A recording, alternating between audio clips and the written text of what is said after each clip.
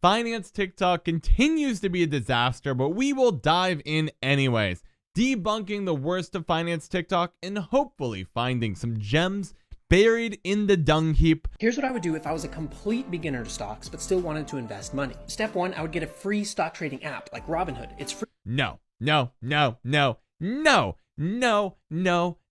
This is so novice. Do not settle for inferior brokerages, even if you're just starting out.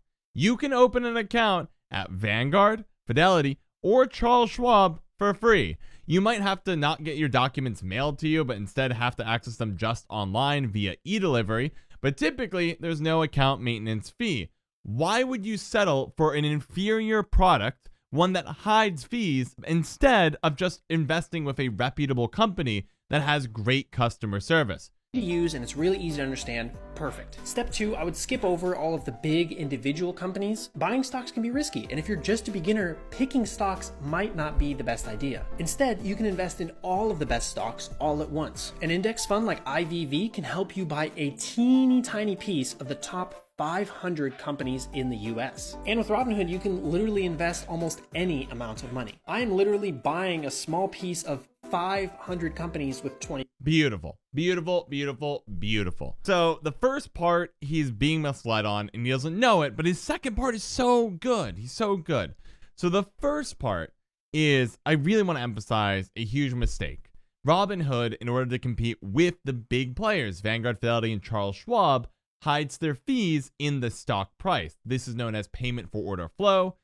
Robinhood is directing any stock sales or purchases to market makers that might not offer the absolute best price on the market. Back at the end of 2020, SEC charges Robinhood Financial with misleading customers about revenue sources and failing to satisfy duty of best execution. In short, their clients were getting absolute crap pricing. Robinhood provided inferior trade prices that in aggregate deprived customers of $34.1 million, even after taking into account the savings from not paying a commission. Take that in for a hot second. Even with a commission tacked on to the stock trades and option trades, etc. at Robinhood, the final pricing that was given on these trades was so egregiously bad that the customers were overpaying by $34.1 million. I really want to emphasize that a lot of these free trading apps have not gotten rid of their fees. They have just gotten very good at hiding the fees. Overall, I'll give a thumbs up with a pinch of naive investorness, if that's a thing. Little bit of a pinch there, because overall the piece was good. It even used IVV, one of the most popular ETFs in the world, as the example order. That's BlackRock's, technically iShares, S&P 500 ETF.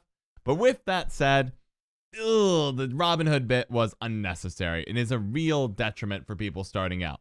Start with Fidelity, start with Vanguard, start with Charles Schwab, and you'll do better, in my opinion, in the long run.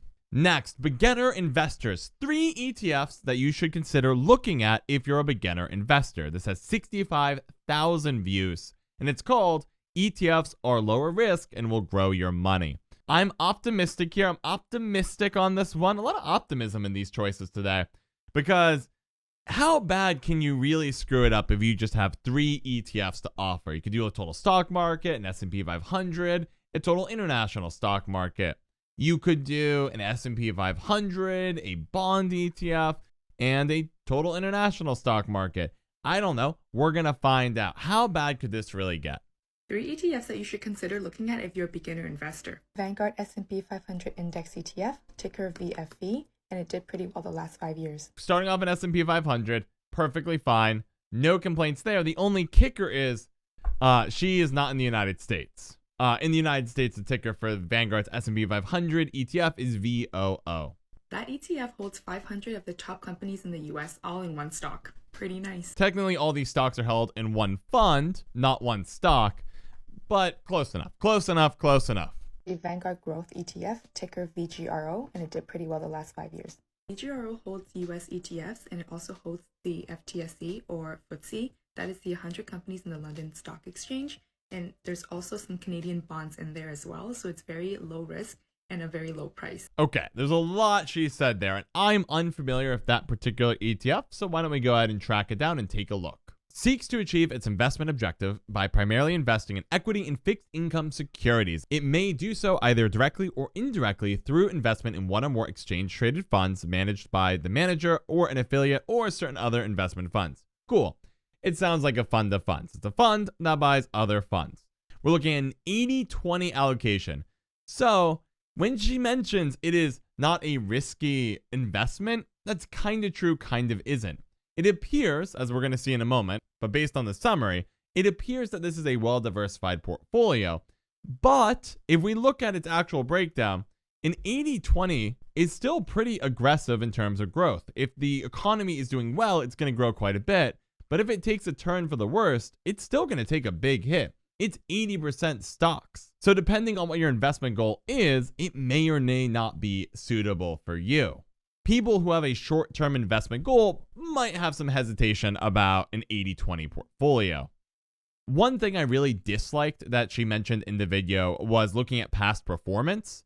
The correct question is not whether the past performance was good or bad. If we were coming out of a recession, the past performance would look terrible. Again, it's mostly stock. The question is an 80-20 portfolio that's been pre-built for you something you are interested in investing in? Number of stocks, we have over 13,000. That's a ton, right? If you think of the S&P 500 ETFs typically having around 500 stocks in them, this is a whole nother level. In addition to the 13,000 plus stocks, there are over 18,000 bonds. This is a very well-diversified portfolio.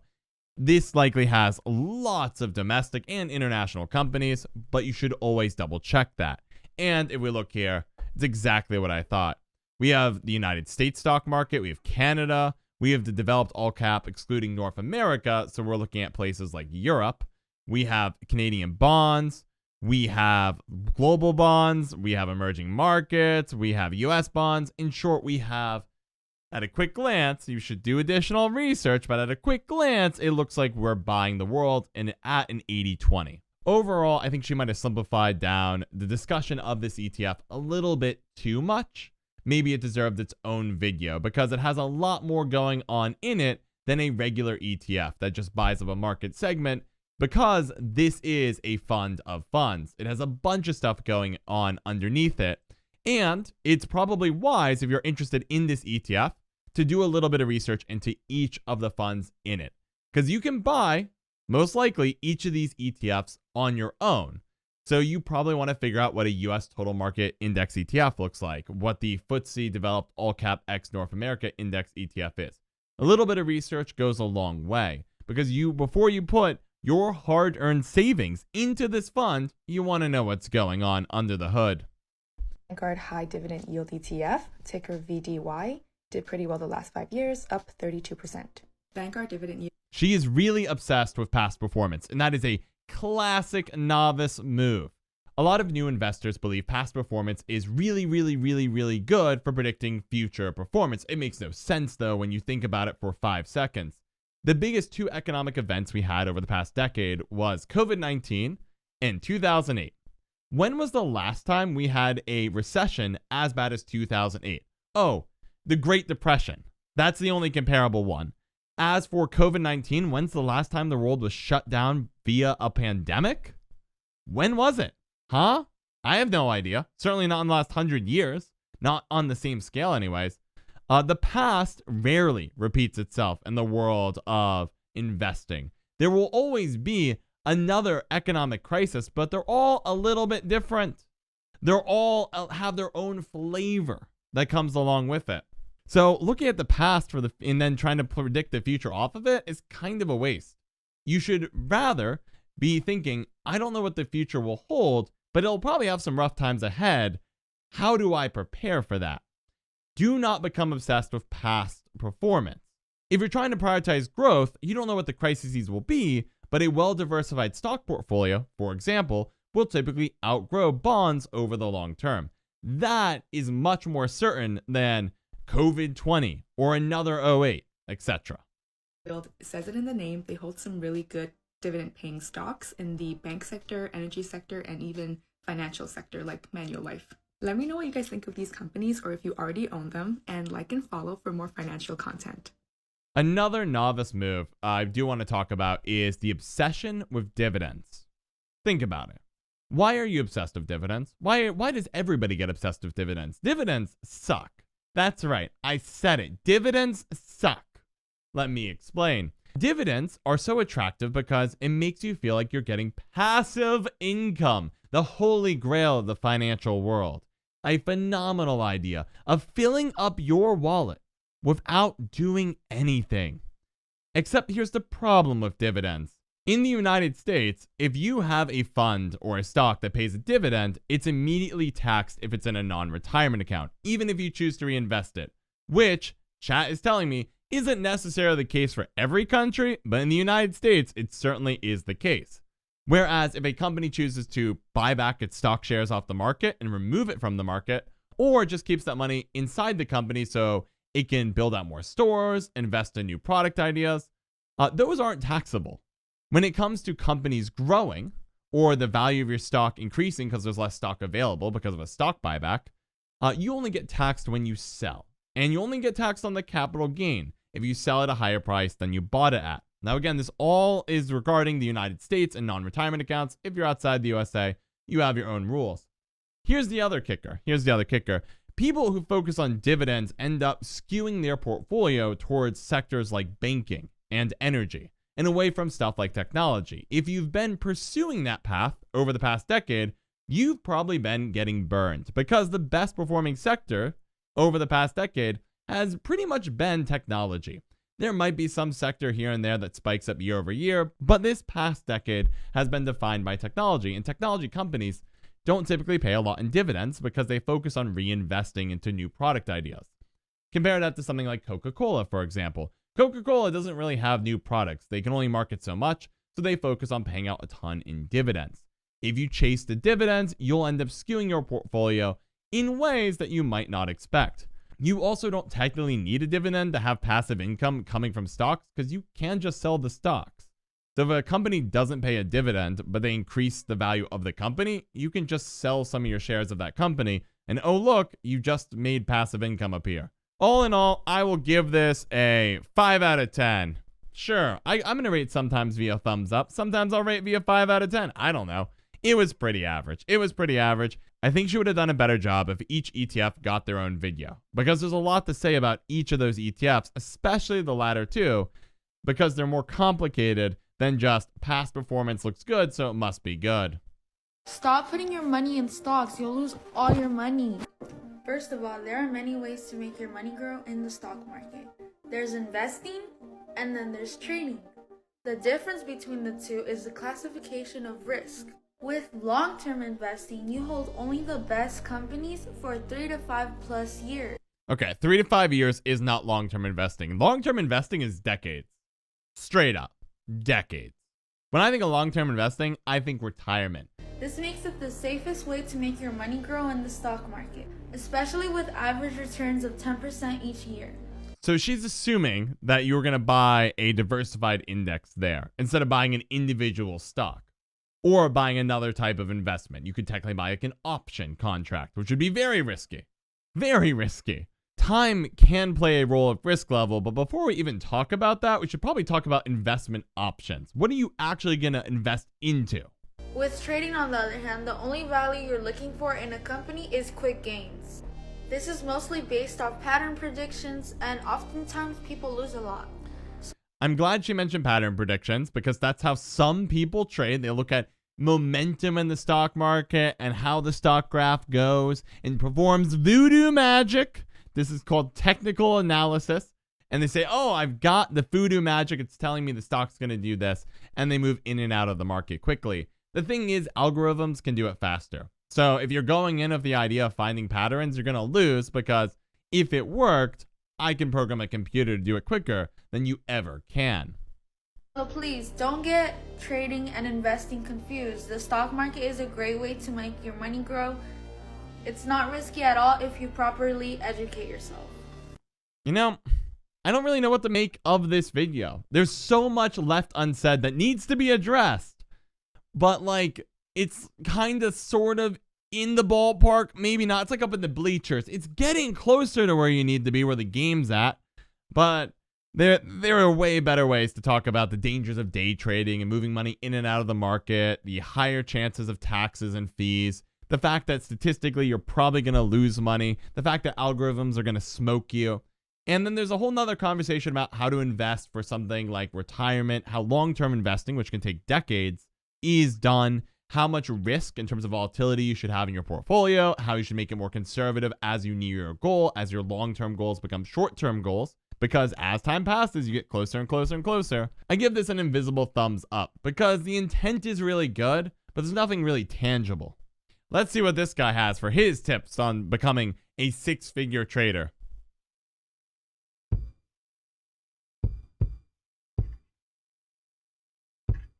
I miss the old Kanye, straight from the gold Kanye. Chop up the soul Kanye, set on his goals Kanye. I hate the new Kanye, the bad mood Kanye. That's it? That's it? He just plugged a bunch of videos? I hate the new Kanye. That's it? He just plugged some videos he likes. I'm just letting you guys know. Just letting you guys know. Screw the videos. Best way to become a six-figure option trader is start with 7 figures. Fact. I give this 2 thumbs down. How does TikTok recommend this garbage to over 300,000 people? It has nearly 50,000 likes. Oh, it's so gross. So gross. This needs to be talked about more. People, especially in your early 20s, listen up. It is fully possible to be a millionaire by the time you retire, even if you just work a 9-to-5 job. They don't. It is true that many people can become a millionaire or multimillionaire by the time they retire if they start in their 20s, investing in the stock market in an appropriate manner. With that said, inflation will eat away at what it means to be a millionaire. So if you think you just need $1 million to retire, you don't. You're probably going to need more than $1 million to comfortably retire in 40 years, because again, inflation is eating at what $1 million really means. Cool. Teach this in school. The only reason I know about it is because I've done my research. Because I don't want to work my whole life and just pray I have enough by the time I stop working. And the crazy thing is, it's really easy to get there. All you have to do is start it. Let me explain. The easiest way to start is to open a Roth IRA. To do this, I recommend Vanguard. They explain everything and talk you step by step of how to do it. Just Google Vanguard. All right, super biased. Used to work at Vanguard. I enjoyed my time there. I still use them as my brokerage of choice. So I'm super biased here. But I will say Fidelity and Charles Schwab are also great. This will pop up. Type in the search bar Roth IRA and click on that first link. It takes you literally step by step how to open one. I will preface this whole thing by saying there are different types of accounts for every person. You can find one that works best for you. I did my Roth IRA as a VTSAX account, which invests it in the stock market. Lingo's a little wrong, but the intent is really good. So what is a Roth IRA? It's a type of individual retirement account that doesn't give you any tax breaks up front. You don't get any benefits from putting money into it immediately. If you put money, for example, into a 401k, that's a pre-tax account. The money you put in there is not taxed until later in life when you withdraw it. Roth IRAs actually work in the reverse. You don't get any income tax breaks now, but later in life, if you meet all the requirements, all your growth comes out tax and penalty free. Now, there are requirements to being able to even put money into a Roth IRA. You need to make money, but not too much money. There is an income limit, but you do need to have some type of W-2 income coming in to be able to contribute. In addition to that, if you want to have all of it come out tax and penalty free, you need to wait until you're 59 and a half to begin withdrawing from the account and have the account funded for at least 5 years to get it all out tax and penalty free. Now, there are exceptions that can let you access the money early, but that deserves another video. We're reacting to a TikTok. Do your research before opening up a Roth IRA. I'm sure I'll cover it in the future. As for the VTSAX, that's a fund within the Roth IRA. Much like how a checking account holds money, investment accounts hold funds and other investments. So you can have multiple funds in there, VTSAX, VTI, VOO, etc. You can have tons of different investments inside the account.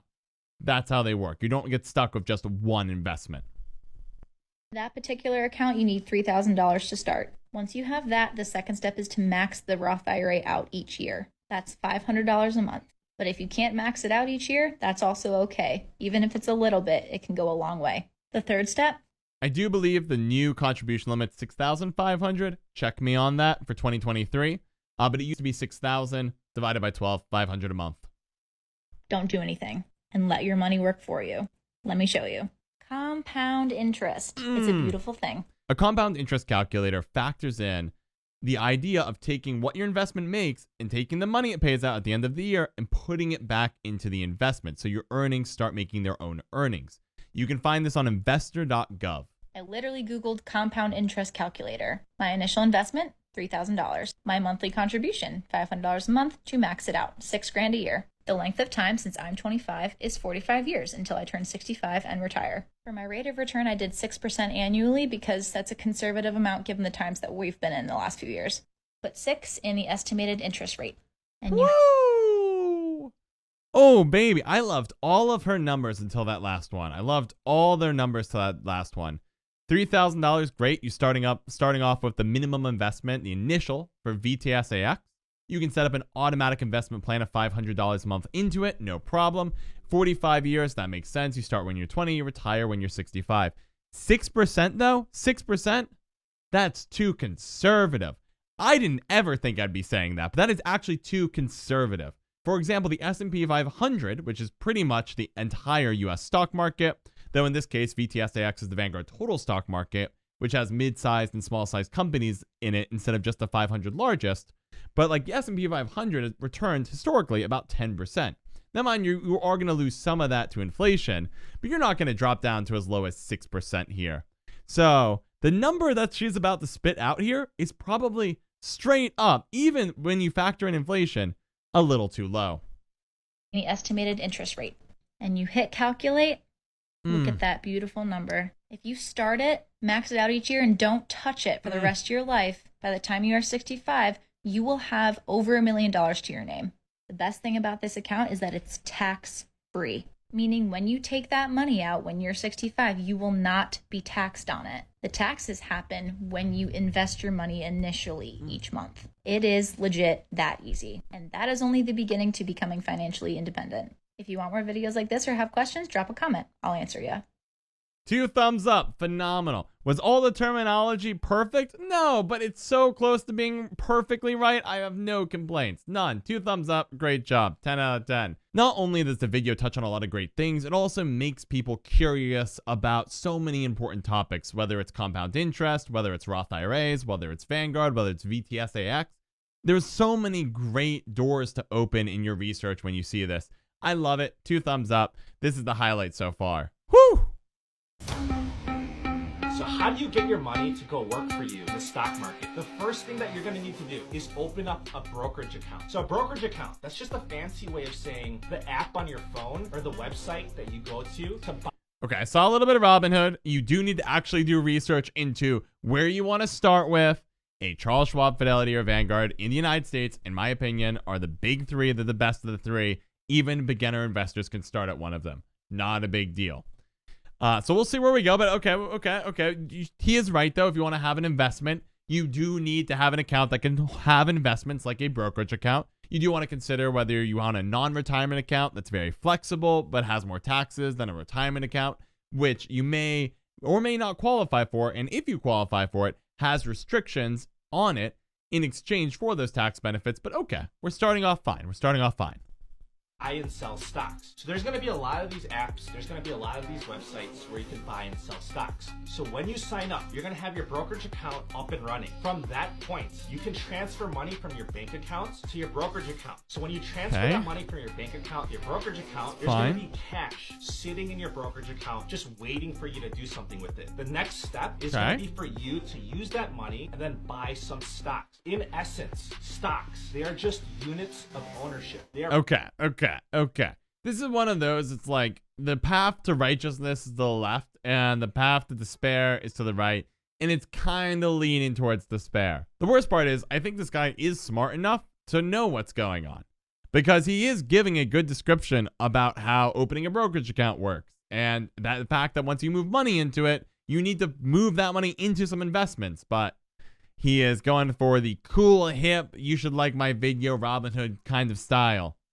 Ugh.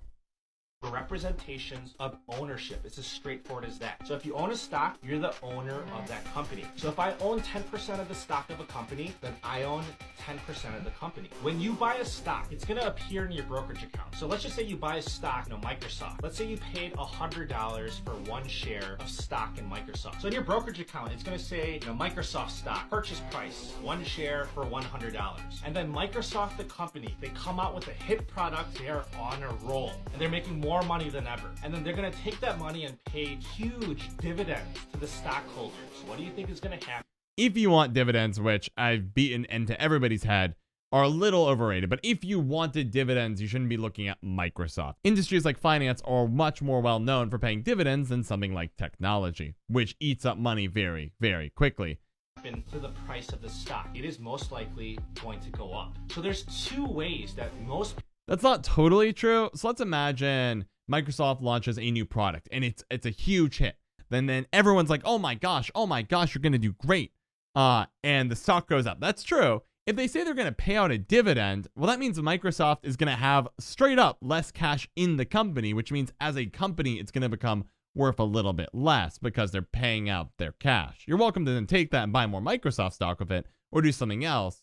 But when you pay a dividend, the value of a company drops literally because it has less cash in it. People are going to be making money in the stock market. The most common ways are, number one, that you're going to be looking for a company that pays a dividend. You're going to be collecting those dividends. You're going to be doing nothing. You're going to be sitting back, relaxing, and collecting the money. And number I'm kind of like scatterbrained right now because what was the most successful company in the past 10 years? What is the most successful company? Oh, it's Apple, which doesn't really pay much of a dividend.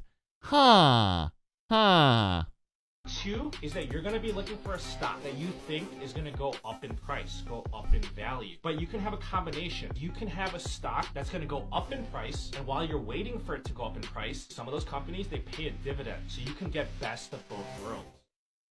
Also, companies that pay a dividend can go up in value. You're not restricted. I just think this one's bad. This has so many misleading and comments and half-truths mixed in with some basic how do you get started with investing? That's just a mess. I give this like a too messy thumbs down. It's just reeks. It's just wrong. It's twisted. It's contorted. It's taking all these different terms and tossing them around without any of the nuance that's required. The best part of the video is the idea of opening a brokerage account, moving money into it from your bank, and then investing. But even the brokerage recommendations that came up were bad. How to pick a stock was bad. A good understanding of dividends was bad. He used Microsoft as a good example of a dividend stock. That's bad. There's so many things wrong with this video. Just a disaster. Just a disaster. Sad. Sad. Overall, it was another crappy day in the investing TikTok world, but there was that one shining grace of a video. The light that comes through the thick smog of investing TikTok. And so I'm grateful for that. If you enjoyed me debunking these TikToks, leave a like, hit a subscribe, and I will see you in the next video.